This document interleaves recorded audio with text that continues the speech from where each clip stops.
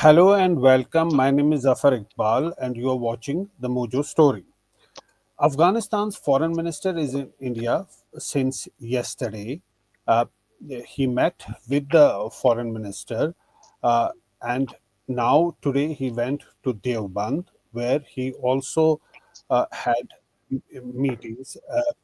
Uh, Now the Taliban minister is seen to have it is deeply unsettling move. Some say what may appear as a diplomatic engagement. There are risks of legitimizing extremist ideology within one of South Asia's most influential Islamic seminaries. Some say the hero-like welcome extended to the Taliban representative at Deoband sends a troubling signal, one that could embolden fundamentalist narratives and normalize regressive thought. We are today joined by Atikur Rahman, researcher on Islamic studies. Welcome to Mojo Story, Atikur Rahman Saab. What is your first reaction to this visit? We saw him meeting with Indian officials yesterday and today going to Deoband. Thank you, Zafar Saab. Zafar Saab, the question of Taliban being invited by the Indian government cannot be put into watertight compartments saying that it is good or bad. Of course, we all know we had a very crucial diplomatic relationship with Taliban and Afghanistan in the earlier days. Here, I would like to say that when a country engages with another country diplomatically, it is not the people in power who are getting engaged, but it is the people of that state, Indian people and the Afghanistani people. They are meeting through the appointed, elected governments. So I do not see, and the public's situation in our geopolitical arena in the past 2 to 3 months, we all know that India will have to uh, uh, rally around, some sort of diplomatic relations with neighboring countries.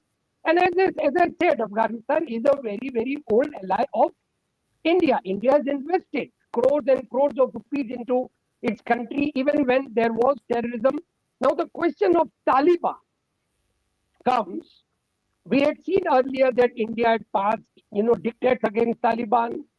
Their orthodox situation with the women, with education, and we were very much critical of the Talibani people. So that put aside, how can India now, not engage with Taliban when we have a difficult geopolitical arena with China and Pakistan and US playing their own diplomatic games? So this is one thing that India is perfectly justified in engaging the then Taliban when it was not giving any rights to the women and education, etc. We have to admit, Zafar Saab, that Talibani mindset is an orthodox Islamic mindset. And the general Muslim liberal ideas do not fit into the orthodoxy of Taliban. So there are two things I am talking of. The Indian diplomatic geopolitical realities compelling India, or willingly, whatever it is you may like to say, we need to engage with Taliban. And secondly, as you have put the entire gamut of this discussion, that why the invitation in Deoband, and in the years to come, the Deoband seminary may be having some wild allegations that they have invited Taliban. Now, I would like to very pinpointedly tell you and your viewers that if today the Indian government would not have invited Talibani minister, then we would have criticized Deoband, inviting him. But here, yesterday, he was invited by the foreign minister.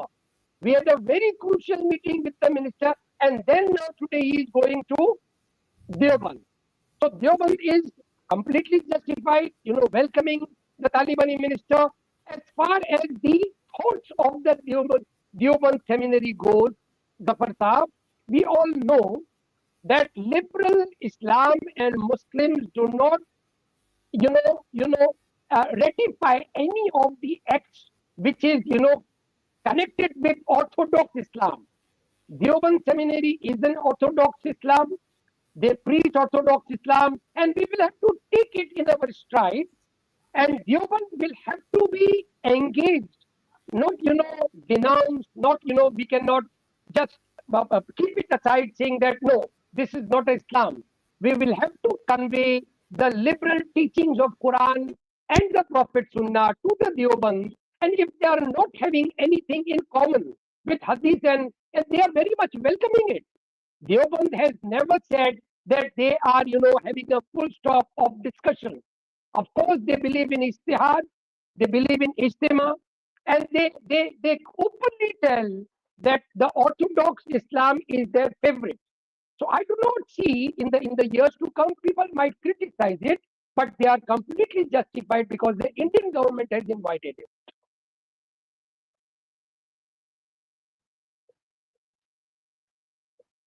So first time I can't hear you.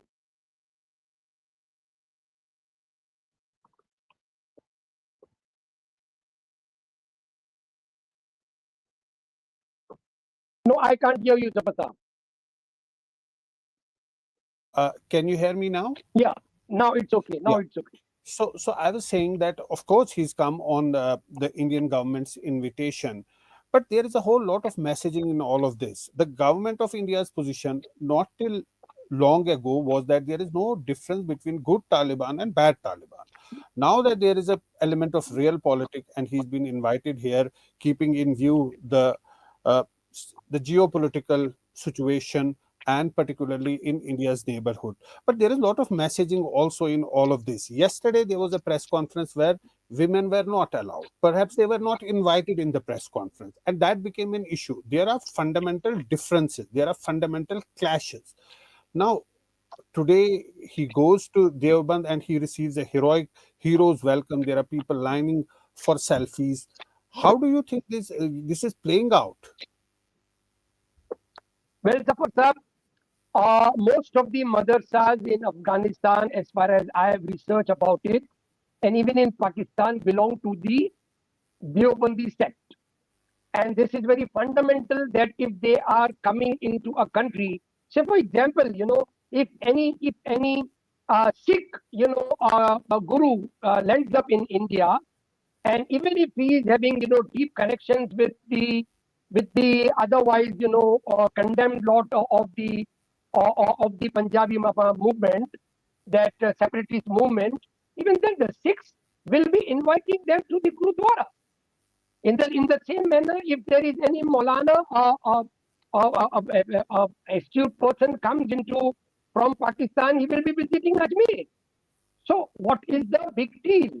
Here we need to recognize the fact that Deobandi sects and seminaries are having the madrasas which are very much in common in Pakistan, in Afghanistan, and in India.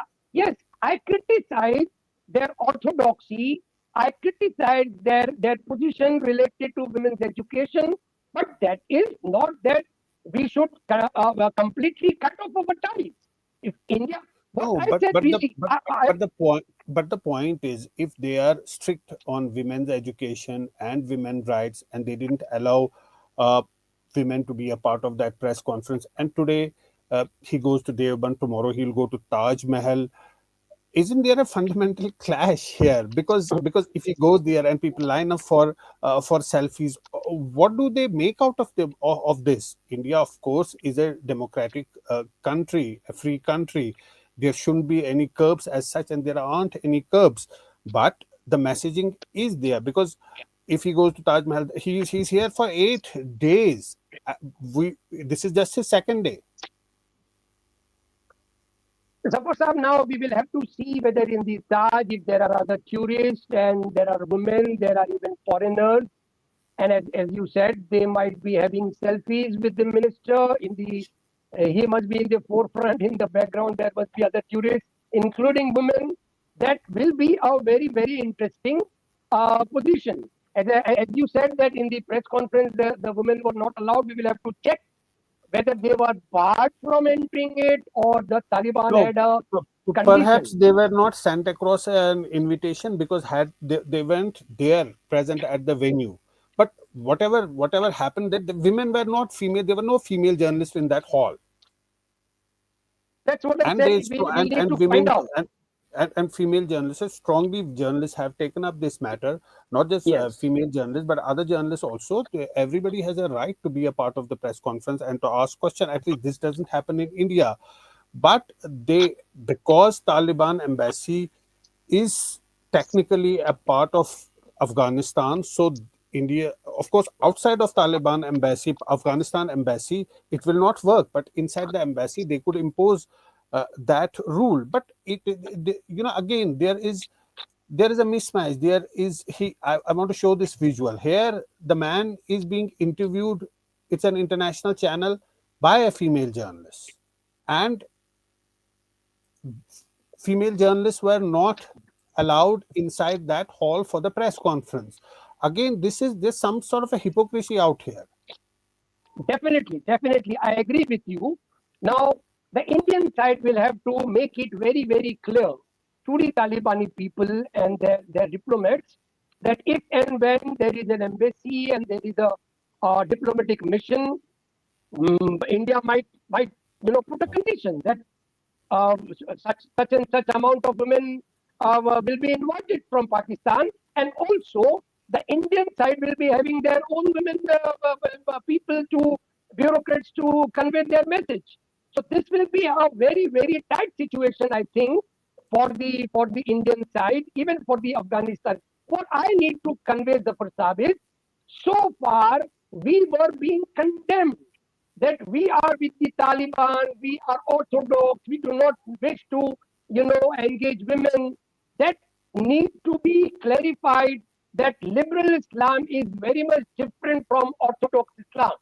And the Indian Muslims will be welcoming every Afghanistan and the Indian side to convey this message to the Afghanistan Taliban that we will not, under any circumstances, compromise and we won't be tolerating any hypocrisy on this part. See, there were Taliban 1 and there is Taliban 2. The Taliban 1 was more strict, more orthodox under Mullah Umar. They destroyed those Bamiyan Buddha statues. And this is Taliban 2. There is a legacy. The point is that when this Taliban representative goes to Deoband, this sends across a troubling signal, one that could embolden, fundamentalist narratives and sort of normalize regressive thought. It's just a thought. When people line up for selfies and there is a hero's welcome given to him at Deoband. So, for some, I agree that people will be criticizing this particular episode and they will be very much critical of the entire thing. What I need to convey is, as a researcher on Islamic studies, is we, if we are really true to our belief, that is Islam, we need to convey the message of the Prophet that the Prophet of Islam never discriminated between man and woman. This is the golden chance for the Indian liberal Muslims to convey our message.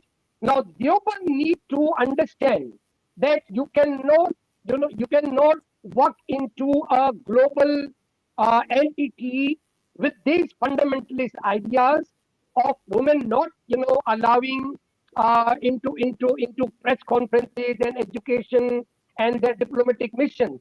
We will have to convey this message, and this is a golden opportunity we will convey to the Deoband. How much they are likely to take into their stride, the times will tell us. And interestingly, there was a representative of the Deoband who was asked this question. He said that it's just propaganda. They were not allowed. It is after meeting with the Taliban minister. He said it's just propaganda that women journalists were not allowed. But the fact is, there were no female journalists in that press conference. So that's why I said that we need to find out and we will have to criticize this move. We cannot just say that no, no, no. Deoband everywhere, every now and then they give clarifications that no, we do not bar women. But the reality is, Deoband thought is a orthodox thought, and we will have to engage with them to bring some change, and we will have to convey the right message of the Quran and the prophet tradition. Right. And the larger messaging, of course, all of this is with government approval that he's here and he's meeting with the foreign minister. Now, India is having an embassy opening. He went to that embassy in Delhi, and India will have its office opened in Kabul. So, all of that is happening. But on a broader picture, if you look at the larger image, what happens is he comes here. There are explosions in Kabul, two explosions rock Kabul, which are said to be have the handiwork of Pakistani. They are sending a message both to Afghanistan and to India. It's not just one. Now he says in India that they don't shield terrorists, and Pakistan is not providing a proof. In this larger game, are we missing the point that there is a fundamental difference in the ideologies? India, after all, for a reason shut its embassy and moved out of Afghanistan when Taliban came to power. What has changed now? Do you think that this is a different Taliban, or India has really adjusted to the situation? But in doing so, they are being more accommodative and losing the basic stance that India has been having for all these years. Well, Zafar Saab, as I said, that these, diplomatic engagements are a very, very perplexed ideas, and we need to put into a very, very larger canvas the things, saying that geopolitical compulsions are very much different from reality. And as you said, that is this Taliban a different Taliban, a go down Taliban? I do not believe they still have, very orthodox values. They have very, very strict, even today they have barred some of the colleges and universities, and they do not entertain women's education. That's for real. But no, look at the problematic areas when a nation engages with a nation diplomatically. We are condemning, if anybody is condemning that we should not engage with Taliban and Afghanistan, then the same the same principles should be applied to Israel. Our Prime Minister is student in club with the Prime Minister of Israel, who had bombed an entire city, Gaza, flattened it for 2 long years, committed a severe, severe genocide. But still, the Indian government and the Indian Prime Minister encourages Israeli diplomatic this thing. So the hypocrisy looms large. We need to answer to everything. And it will be interesting to see that what happens in the future. But these are completely interesting times. When Taliban came to power, India shut its embassy and all its staff moved out. And at that time, the DG of ISI, the ISI chief of Pakistan, was sipping tea in Afghanistan. And now the tables have turned, and now the situation has entirely changed. So this is a rapidly changing situation. India, whatever India has decided, but it will have to trade very cautiously, because this is not a normal situation. This is not normal things that it's dealing with. There is a lot of messaging, as I was saying, in him going to Taliban and people lining up, welcoming him. He'll go to Taj Mahal. He had a press conference. He met with the foreign minister. We don't know what other engagements he has in all these days. But all of this is sending a message not just to the region, to the neighborhood, but also to the people inside India. Exactly, exactly. And as I said, we our hope lies in the better days to come. I think the things are changing in context with Israel attacking Qatar, then uh, Saudi Arabia going in alliance with Pakistan. Now they are allies in troubled times. That has given a very strong signal to India. And in that geopolitical context, we need not, allow any of other neighbors to, not get along with the Indian government. I think these are very crucial times, and the Indian government, Indian side also need to be very cautiously dealing with such mindsets of women's not getting engaged in protocols. Of course, the Indian side, what I believe is, if I had a chance to convey my message, that while any country which engages with another country, are they really following the UN guidelines? After all countries are are the members of United Nations organization. If Taliban is not, entertaining women's education, they need to answer it in the UN. Same applies here in India when our Prime Minister conveys the message to the Muslims about triple talaq, but he never conveys the message regarding female genital mutilation, which is a UN issue. So the hypocrisy, as I said, looms large. All sides need to explain, and we need to have a right to question. Right, absolutely, and that's what we are doing. Thanks so much, Atikur Rahman Saab, for joining us today. My pleasure. And My for pleasure. sharing your thoughts. Of course, we'll keep a track of this story. The visit is not over as yet. As I said, there are still many days left. We'll be tracking this story closely. Thanks so much for now for joining us, and thanks to our viewers for watching the Mojo Story. Thank you. It's great to see you here. Thank you for watching our work. If you haven't subscribed yet, don't forget to click the bell icon and subscribe to Mojo Story and support independent, robust journalism.